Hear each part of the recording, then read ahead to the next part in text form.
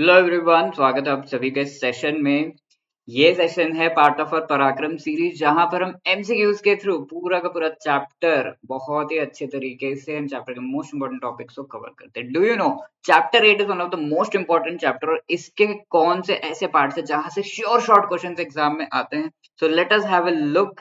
इस चैप्टर को हम एमसीक्यूज के थ्रू कवर करते हैं इन दिस पर्टिकुलर सेशन। तो ये सेशन JIB एग्जाम के IE&IFS chapter 8, that is foreign trade policy, investments and economic development, इससे रिलेटेड है। तो this is your first question. ये जो पराक्रम सीरीज है, यहाँ पर एमसीक्यूज के थ्रू हम पूरा important topics of the chapter cover करते हैं। तो 8 चैप्टर के इंपॉर्टेंट टॉपिक्स आज हम कवर कर रहे हैं।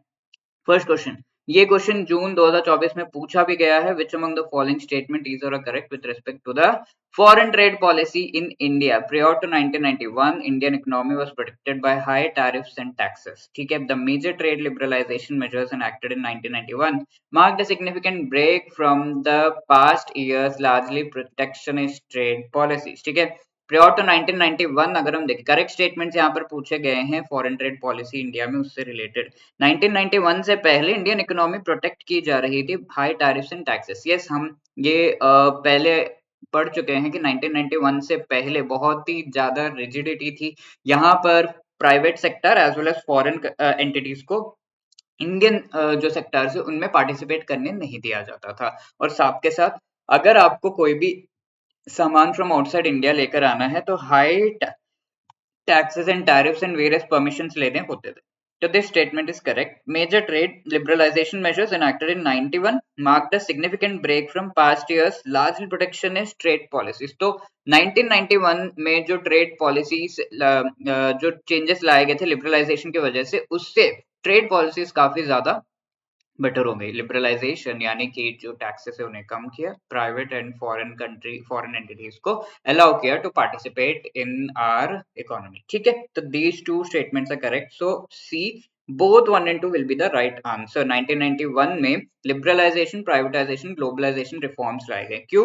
बिकॉज ये वॉशिंगटन कंसेंसस नाम का एक इंटरनेशनल मीटिंग किया गया था जहां पर most of the countries of the world they came together and they decided कि private sector foreign entities को और भी ज्यादा participate करने दिया जाना चाहिए in our economy। The other thing is foreign reserve crisis India में आया था 1991 के टाइम में।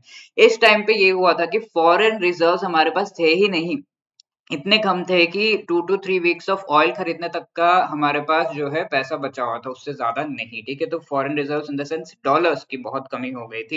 Eight that time we went to IMF and IMF ने कहा कि भाई अपनी इकोनॉमी में चेंजेस लेकर आओ वरना ये चीज फिर से होगी। तो IMF ने डॉलर्स तो हमें दे दिए बट हमारे हाथ भी बांध दिए, एंड अच्छा हुआ हाथ बांध दिए क्योंकि हम लेकर आए liberalization, privatization, globalization reforms. Liberalization की और भी ज्यादा जो है लिबरल वे में गवर्नमेंट बाकी प्राइवेट एंड फॉरेन सेक्टर को इंडिया में पार्टिसिपेट करने दे रही थी, यानी कि नए इंडस्ट्रीज, नए सेक्टर्स, नए प्रोसेसेस लेकर आने का छूट दे रही थी। Privatization, private entities and globalization, बाकी कंट्रीज के साथ लिंकेज बनाने की कोशिश इंडिया कर रहा था। और इसी चीज में फॉरेन ट्रेड पॉलिसी 2015-20 के बीच लाया गया था। 5 साल के लिए फॉरेन ट्रेड पॉलिसी लाई जाती है।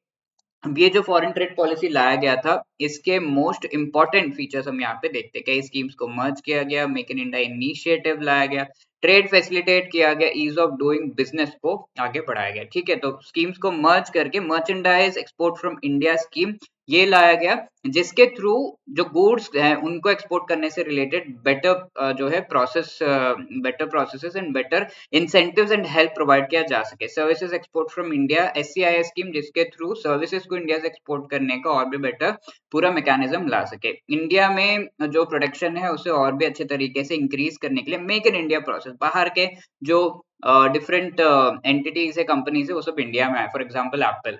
ठीक है, ट्रेड फैसिलिटेशन, डिजिटाइजेशन के through and ease of doing business, और भी कंप्लायंस कम करके और ऑनलाइन अब सारे फॉर्म्स वगैरह जो भी चीजें हैं with respect to doing your business वो फिल कर पाए, इस सारे चीजों को लेकर आया गया। एक्सपोर्ट का हमने एक टारगेट रखा $900 बिलियन का 2019-20 तक हम करेंगे। इंडिया का शेयर एक्सपोर्ट में 3.5% तक इंक्रीज करेंगे। ओके, अक्टूबर 2023 में ये क्वेश्चन पूछा गया। Second question of this chapter, which among the following is one of the pillar of foreign trade policy 2023?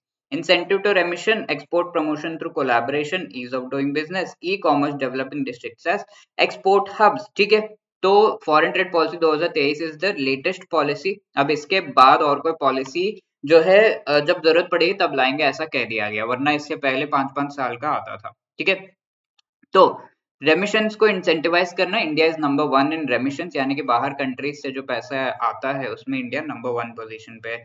Promote करना एक्सपोर्ट्स को कोलैबोरेशन के थ्रू, डिफरेंट स्टेक होल्डर्स है एक्सपोर्ट्स में। For example we have the exporters, we have the people जो shipments करते हैं, we have the people जो customs के साथ डील करते हैं, ब्रोकर्स है, इन सारे के कोलैबोरेशन के साथ obviously government and foreign entities, all of these are also there, financial institutions, ये सब का कोलैबोरेशन के साथ हम एक्सपोर्ट्स को बढ़ाना चाहते हैं, ईज ऑफ डूइंग बिजनेस, जिससे as I told you compliance कम हो, डिजिटली आप सारे compliances and rules and regulations को फॉलो कर पाओ। E commerce, developing district as export hub, ये चारों ही हमारे फॉरेन ट्रेड पॉलिसी 2023 के pillars है। तो please pause the video and try to answer yourself. 1 2 3 and 4 D is the right answer over here. Foreign trade policy 2023 में लाई गई थी by the directorate general of foreign trade, union ministry of commerce and industry के द्वारा। इसका कोई and date नहीं है, साथ के साथ इसमें मेन एम है $2 ट्रिलियन इंडिया के गुड्स एंड सर्विसेज एक्सपोर्ट्स को ले जाना बाय 2030 ईयर। ठीक है, तो यहाँ पर मेन 4 पिलर्स दिए गए हैं, which is incentive to remission, as I told you, ज्यादा से ज्यादा पैसे बाहर कंट्रीज से इंडिया में आए, इसको इंसेंटिवाइज एंड ग्रो करने से रिलेटेड स्टेप्स गवर्नमेंट को लेना है। Export promotion, exporter, state, district, Indian mission, सबके कोलैबोरेशन के थ्रू एक्सपोर्ट्स को ज्यादा से ज्यादा प्रमोट करना है। Ease of doing business, reduction of transaction cost and online initiatives, ये इनिशिएटिव्स लेकर आए। And there are certain emerging areas like e commerce and districts को एक्सपोर्ट हब्स बनाना है। Different districts like coastal districts है, उनको हम एक्सपोर्ट हब्स बना सकते हैं, कोस्टल एरिया से ज्यादा जो है गुड्स एंड सर्विसेज को बाहर एक्सपोर्ट करने से related. There are certain sector जिसमें और काम किया जा सकता है, like special chemicals, organisms, materials, equipment and technologies का। ठीक है, third question over here, October 2024 का है, which among the following is correct with respect to foreign institutional investments. ठीक है, foreign institutional investments and foreign direct investments, इन दोनों के बीच थोड़ा डिफरेंस है। और अगर हम देखें फॉरेन डायरेक्ट इन्वेस्टमेंट्स में, if you are investing like foreign country से कोई इन्वेस्टमेंट आ रहा है, तो एक पर्टिकुलर कंपनी में 10% से ज्यादा का इन्वेस्टमेंट, एंड ऐसा इन्वेस्टमेंट होता है जो कि मेजर, बहुत ही मेजर इन्वेस्टमेंट होता है into the machines, into the workforce, इस तरीके का इन्वेस्टमेंट होता है। या फिर लैंड खरीदने से रिलेटेड, बिल्डिंग बनाने से रिलेटेड इन्वेस्टमेंट कर दिया तो दैट, ठीक है, major investment and long term का होता है। ये सारे points. But foreign institutional investment, इसी कंपनी के लेट्स से शेयर्स में इन्वेस्ट कर दिया किसी ने, दैट इज इंस्टीट्यूशनल इन्वेस्टमेंट। ये पैसा hedge fund, short term equity, securities में जाता है। FII correct. Short term perspective है yes, FII goes into the production activities नहीं। ठीक है, प्रोडक्शन एक्टिविटीज में एफडीआई जाता है, एफआईआई नहीं जाता। सो 1 and 2 is the right answer, A will be the correct answer over here. Okay, तो इन क्वेश्चंस को आपको पॉज करके अपने आप ही आंसर करने की कोशिश करनी है। एफडीआई एफआईआई का डिफरेंस हम एक एग्जांपल के थ्रू समझते हैं। यहाँ पर जेठालाल जी है, इनकी फैक्ट्री है और इसमें let's say Tom cruise invest कर रहे हैं। तो टॉम क्रूज दो तरीके से यहाँ पे इन्वेस्टमेंट कर सकते हैं। पहला तो तरीका है जहां पर इनकी फैक्ट्री के मशीन्स खरीदने में इन्होंने हेल्प कर दिया, तो मेजर इन्वेस्टमेंट होगा करोड़ों का। अब यहाँ टॉम क्रूज ने इन्वेस्ट किया जेठालाल जी के फैक्ट्री और उनके कंपनी से रिलेटेड जो शेयर्स है उनमें इन्वेस्ट किया। ऐसे में क्या होगा, this will be a short term investment. Shares में जब भी हम इन्वेस्ट करते हैं, हम चाहते हैं कि इमीडिएटली अपना पैसा खींच ले जब भी हमें सेल करना सही लग रहा है, प्रॉफिट आ रहा है। ठीक है, तो एफडीआई का पॉइंट्स क्या है, it is investment in the machines, long term के लिए किया जा रहा है, हमारे जीडीपी में ये कंट्रीब्यूट करता है, स्टेबल इन्वेस्टमेंट है। आप मशीन्स में इन्वेस्ट करके ऐसा कल को ये तो नहीं कह सकते कि मेरी मशीन उखाड़ के वापस दे दो, स्टेबल है।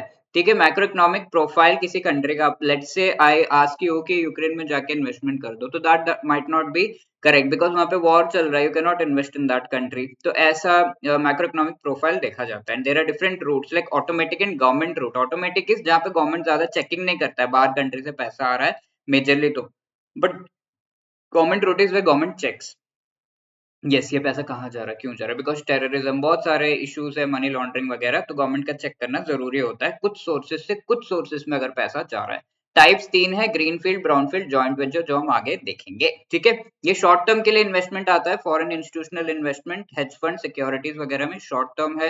ये जीडीपी में मेजर कंट्रीब्यूशन नहीं करता क्योंकि आया राम गया राम है, आ रहा है इन्वेस्टमेंट एंड जा रहा है, ऐसी चीजें होती है। ये वोलेटाइल है क्योंकि कोई भी शेयर्स में पैसा इसीलिए डालता है कि उसे खींचे, जब प्रॉफिट हो रहा है, ठीक है। तो हाँ, ये समझना कि ये हमारे जीडीपी में कंट्रीब्यूट करेगा, that is not correct. Volatile means फटाफट आना फटाफट चले जाना, ऐसी चीजें हो सकती है, यू मे नॉट नो कब चला गया, ठीक है। Depends on the hedging needs, किसी के लॉस को कम करना, प्रॉफिट इंक्रीज करने से रिलेटेड ये जो है इन्वेस्टमेंट किया जाता है। इसे हॉट मनी इसीलिए कहा जाता है क्योंकि ये टिकता नहीं है, ठीक है। That is the thing.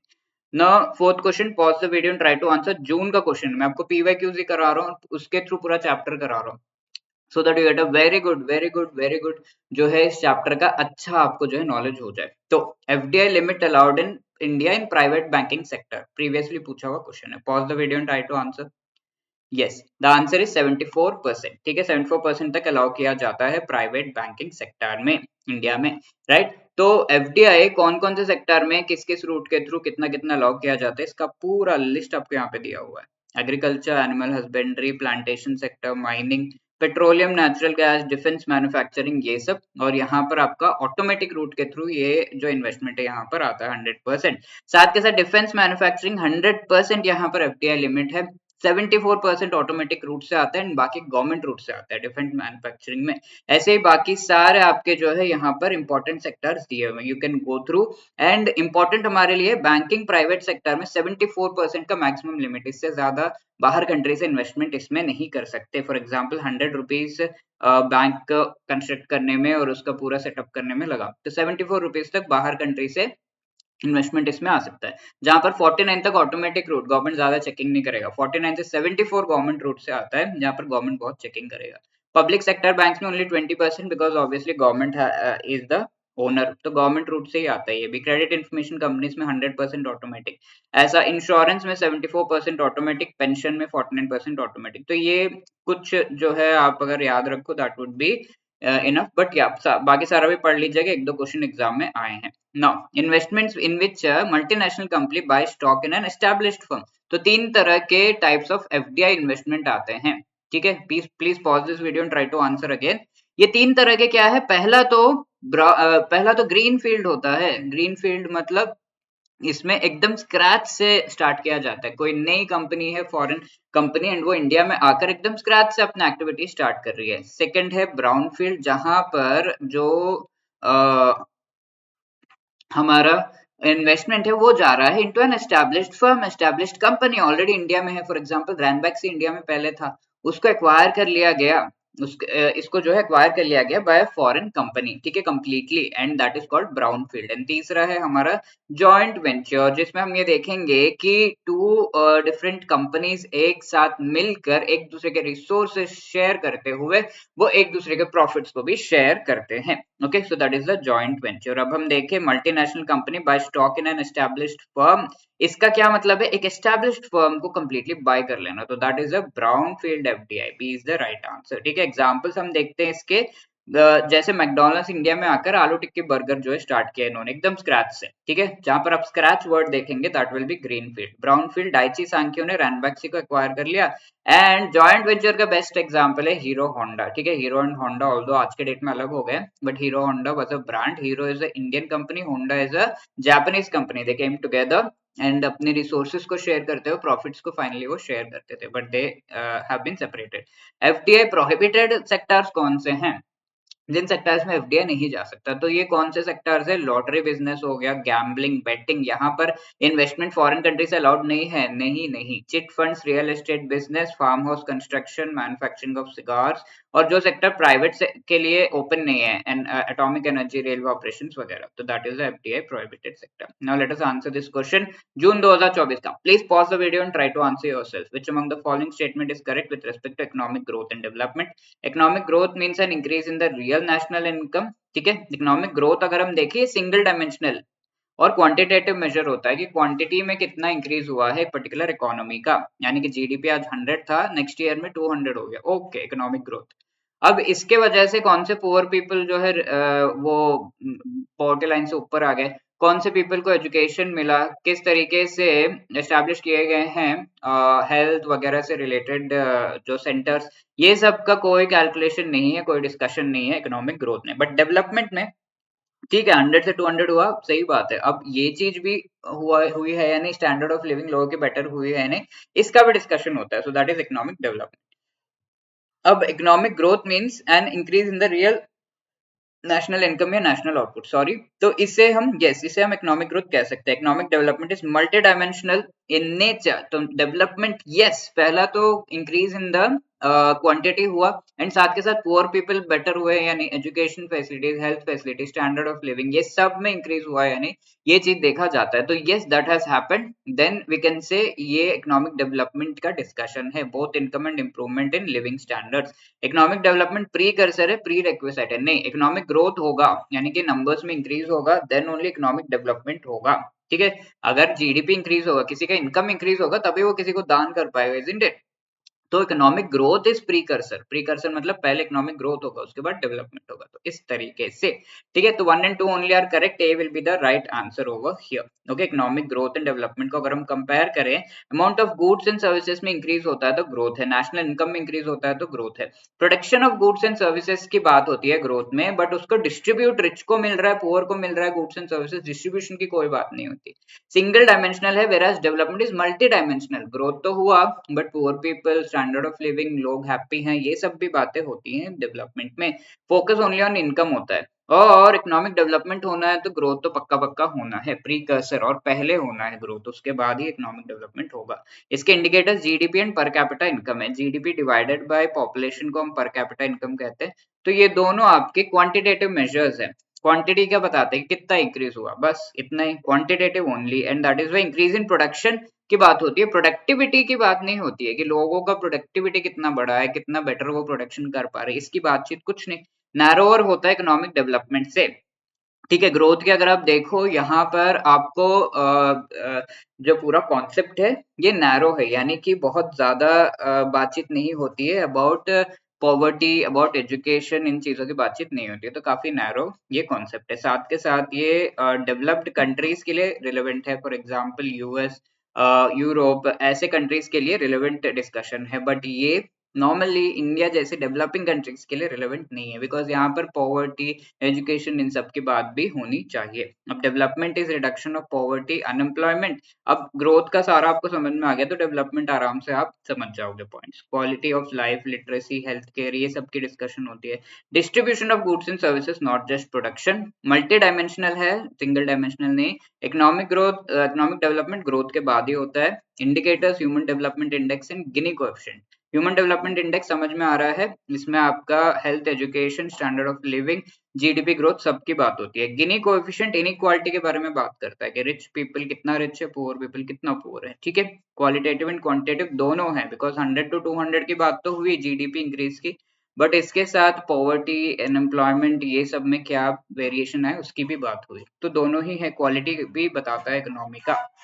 Productivity में इंक्रीज की बात होती है कि पीपल कितना अच्छे से प्रोड्यूस कर पा रहे हैं, उनके स्किल सेट में क्या इंप्रूवमेंट है, एजुकेशन, हेल्थ में क्या इंप्रूवमेंट है, और ब्रॉडर कॉन्सेप्ट है ग्रोथ से, साथ के साथ रेलेवेंट है डेवलपिंग कंट्रीज के लिए। ठीक है, now the next question, October 2024, pause the video and try to answer.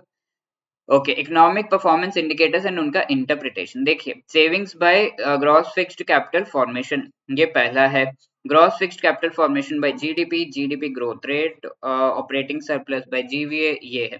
तो जीडीपी ग्रोथ रेट की अगर हम बात करें, ये एक इकोनॉमी के परफॉर्मेंस से रिलेटेड डिस्कशन यहाँ पर होती है। ठीक है, तो सी इज रिलेटेड टू 1, तो आपका आंसर वैसे ही आ गया, सीधा सीधा। ठीक है, बाकी चीजों का समझे ना समझे पहले ही आ गया, राइट? तो you have to check like this in the exam, ये एग्जाम, ये जो है एग्जैक्टली एग्जाम में जिस तरीके से पूछा हुआ है वैसे ही ऑप्शंस आपके सामने मैं रख रहा हूँ। ठीक है, तो ये B would be the right answer over here, but let's see the rest of them. GDP growth rate performance क्या इकोनॉमी की, वही बताता है। Savings by gross fixed capital formation, यानी कि सेविंग्स जो इंडिया में है वो किस तरीके से, ग्रॉस फिक्स्ड कैपिटल फॉर्मेशन यानी कि इंडस्ट्रियल प्रोडक्शन हो गया, और फिक्स्ड कैपिटल का इंक्रीज, फिक्स्ड कैपिटल होता है जो कि बाकी गुड्स एंड सर्विसेज को बनाने के लिए हेल्प करता है, तो फिक्स्ड कैपिटल का इंक्रीज यानी कि जैसे इंडस्ट्रीज, डिफरेंट फर्म्स, कंपनीज को प्रॉफिट्स होते हैं, वो फिक्स्ड कैपिटल में इंक्रीज को एक तरीके से दर्शाता है। ठीक है, तो ग्रॉस फिक्स्ड कैपिटल फॉर्मेशन को सेविंग्स किस तरीके से फंड कर रहा है, तो domestic funding of the investment, तो ग्रॉस फिक्स्ड कैपिटल फॉर्मेशन एक तरह का इन्वेस्टमेंट है। Gross fixed capital formation by GDP, ठीक है, ग्रॉस फिक्स्ड कैपिटल फॉर्मेशन हमारे जीडीपी का कितना पार्ट बन रहा है, इस तरीके से तो share of investment in the capital goods in GDP, in capital goods में कितना इन्वेस्टमेंट जा रहा है, वो जीडीपी का क्या पार्ट बन रहा है, that is the discussion over here. Operating surplus by GVA, GVA एक तरह का जीडीपी का ही हम कह सकते हैं एक इंडिकेशन है, ठीक है, नेशनल इनकम का इंडिकेशन है। तो ऑपरेटिंग सरप्लस इज कंपनीज को कितना प्रॉफिट हो रहा है, कितना फायदा हो रहा है, income share of capital in the GDP, ठीक है। तो दैट इस तरीके से एबीसीडी जो है मैच कर सकते हैं हम, यही economic performance indicators which is the last topic of this chapter.